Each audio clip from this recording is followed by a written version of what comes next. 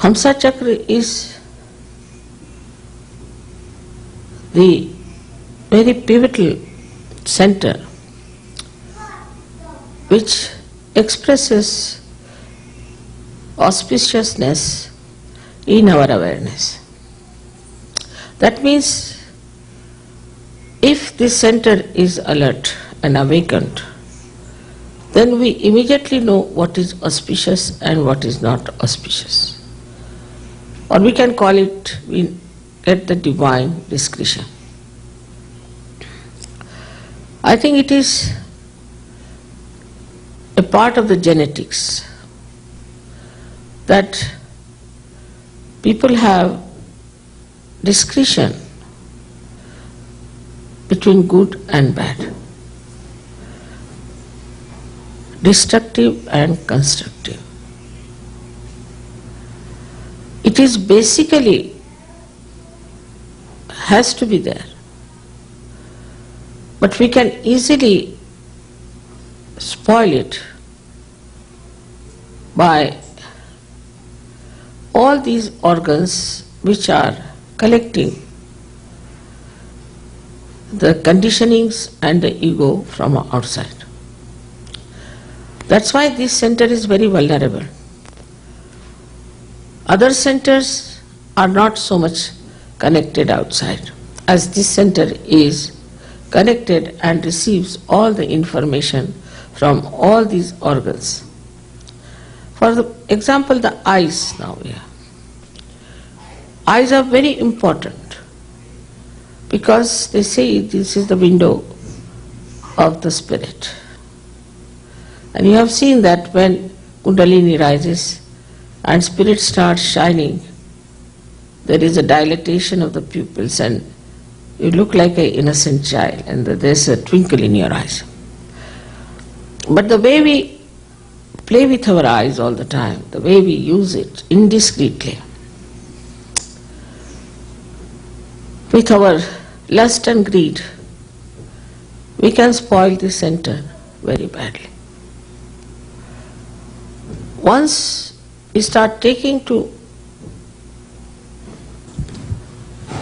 destructive things in our life, we immediately become akin, or we start accepting whatever is wrong, whatever is destructive very easily. I feel this is some sort of a genetic defect, because in certain people they will not accept anything that is stupid, idiotic or destructive. But in certain people they are very prone and very easily can be taken to things which are absurd, which are stupid, and which are definitely destructive. This can become a very collective acceptance also. Another you can see is what you hear. Some people, if they hear something nonsensical, they'll just put their hands to their ears. They don't want to hear anymore. But there are some people who like it and go on enjoying it. Ultimately, they become servile, or we can say conditioned, that they like all these horrible things that normally a human being won't like. One of the joy-giving organ is the sense of smell. When the Kundalini rises in many people, they get a fragrance of many things. Some people get of gugul, or sometimes they get of a fragrance of sandalwood or something, which is a very natural essence of flowers or maybe of some woods. But these unnaturally made things which are actually destructive to your cells of smelling, that is what they start using. And once you start using these kind of things, then what happens that you don't feel any bad smell anywhere, like animals. But so many animals can smell, if not, they don't call it bad or good, but they can smell. Even that sensitivity of good and bad smell we human beings have got is lost. So whatever is our ascent as human beings, at what a level we have gone, start completely disappearing, gradually, one by one. Then same with the throat. If the throat is using bad languages and is being used for abusing people, showing temper on people, or anything of aggression, or sometimes people take things which can also spoil the throat by their destructive qualities, like alcohol, especially the smoking. If you smoke, then the throat gets vulnerable and the sweetness of your voice is lost. Then they speak with a hoarse voice. But this is all external. It starts becoming external. Mouth smells with that, and also the teeth react to all such things which we take without discretion about it. Because that's the fashion, because it is marketing well, because it is advertised. That means we have not got our own wisdom, our own personality. But when this center is awakened, then what you develop is a discretion. I was telling them yesterday how the word Hamsa has come for this center.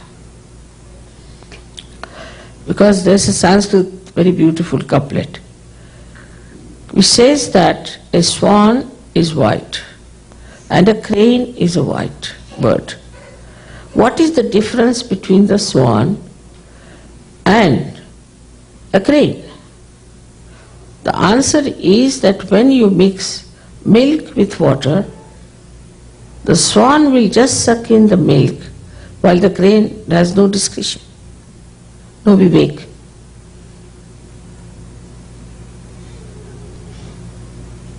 This discretionary power, once we start losing, we start becoming just like a rabbit, I would say. Because we have no personality. Anybody can brainwash us. And the more they tell us about our discretion, we listen to them. So all these things that we have gathered from our previous life, even after our second birth, we carry a little bit. Like an egg becomes a bird, but still lots of things of the egg are hanging on to his body. So you have to cleanse it. So at this point, when you have got your realization, the first discretion should be, how am I going to achieve that state of spirit, the pure spirit? Instead of that, also people get lost because they have no discretion. With this enlightenment, first thing that happens, I've seen with people, their eyes are fixed. They don't roll their eyes much now. They have very innocent eyes. Otherwise, they are really mad, those people who go on looking at everything like this. There's no difference between a madman and him. You put one madman, he does the same, and a person who is like that does the same. And it's such a crazy thing to do. But immediately, it is such a spontaneous thing. It's like the light coming in the room. It is so spontaneous that you start seeing things clearly. No, this is not.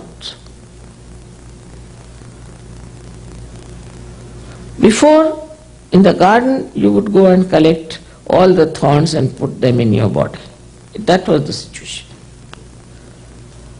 Never looked at the flowers. And suddenly after realization you'll be amazed. You just see flowers and don't bother about thorns. Or if you find, you take them out.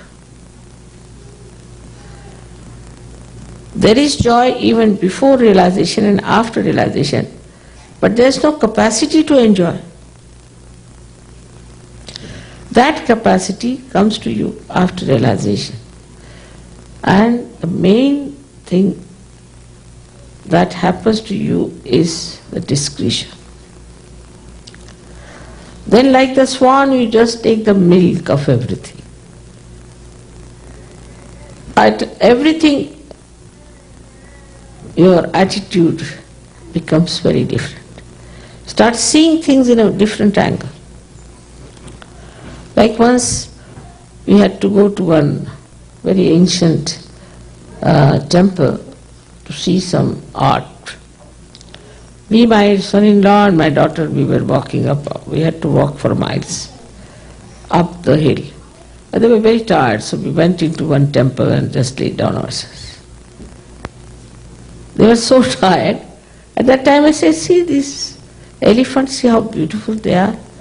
Everyone has a different type of a tail and a different type of a trunk.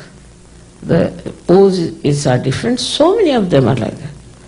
My son-in-law said, Baba, we are so tired. How are you looking at these things? Because attention didn't go to my tiredness, but to those beautiful things. Same thing, you start sucking in the milk. There is joy, but you cannot feel the joy because the power, that subtle power of divine discretion is not there. Once that comes in, you start enjoying everything. It's just the same. Life is just the same, nothing has changed. Same house, same family, same city, same environment, but you start enjoying. Because the sensitivity of your Hamsa chakra is now only for divine discretion, and you immediately know, and then you don't want to do anything with the thorns. Only want to gather flowers, and you know how to gather flowers, and you are in joy. So the light of the Spirit which shines through your Hamsa chakra gives you wisdom. Wisdom doesn't mean that you know how to argue things or you fight with people. No, it doesn't mean that. Wisdom means how you take to the good side of everything to enjoy it. This is wisdom. And that you avoid all destructive things and take to something constructive. Now you are going, say, on a road, and is written there is danger. Before realization, they will say, all right, let's see what is danger. They will jump into it and say that we have got nirvana by killing themselves. Such explanations. But a sensible man will say, oh no, danger, go back, what's the harm? After all, he preserves himself. He respects his life because he knows now he has become the instrument of God. So wisdom comes to you automatically, but through experience, then you know this is the right path. Through experience you start understanding. Nowadays I am telling all these things to you. Say, if 20 years back I never talked of these things to them, because I knew if I start talking they'll say, oh, she's talking something out of the blue, God knows if it is true or not. But once the wisdom becomes transparent and you start seeing through it everything very clearly, makes your mind absolutely clear, then anybody who tells things of wisdom, you never feel bad about it. On the contrary, you thank that I'm so lucky that I can hear about these things, such nice things. And also those sayings start giving you joy. So with the ear, you hear so many things, used to hear the same things, might be hearing so much music, everything before also. But it never gave you joy. Now because of this transformation, the same music which you heard before now makes you feel as if you are in the seventh heaven. You know the aspect of that what is to be enjoyed. That part which is to be enjoyed. And once you know how to do it, then you say we are swimming in the ocean of joy. The ocean is the same. But now you are just touching those beautiful drops of ambrosia which are in that ocean. And the rest are worried of getting drowned. Same ocean, same world. That's why they say it's a Maya. But after this discretion is shining, there's no Maya. You start enjoying. It's like this, supposing you drop somebody in the ocean. He'll be so frightened and he'll die before even he's sunk really. But supposing a person there is with all his things to watch and he is the one who is going to see all the beauty of the underworld, he's very nicely secured, he's got beautiful glasses and all that, and he's wearing nice paddles, he doesn't have to bother. He just goes there, nicely enjoys everything, takes photographs. The ocean is the same. For him or for the one who is dropped in the ocean. But the one who is secured, one who has all the equipments, the one who knows what is to be seen, is enjoying it. In the same way you are equipped with wisdom, with security. And you know what you are doing. The same thing starts becoming so very beautiful and enjoyable. But this Hamsa Chakra does the greatest thing, about which I do not know if you are aware or not, that whatever are your karma phalas are finished. You are not responsible for your forefathers' karma phalas, your country's karma phalas, or your own personal karma phalas. Whatever wrong you have done is finished, as if you are cut off from your past completely. Once this is established, then all mistakes, all wrongdoings, not only of you, of your relations, of your forefathers, of your family, of your country, of this world, anything doesn't touch you. You are aloof from it. And in this Kruta Yuga, where this Brahma Chaitanya is trying to expose and to punish people for their past karmas, collectively also, country-wise also, will not be able to even touch you. Because the light of this center is extremely powerful. And you will be redeemed of all the fears of whatever you have done before. Will just be beautiful like lotuses which are come out of the mire, and you will emit beautiful fragrance all around the world. May God bless you.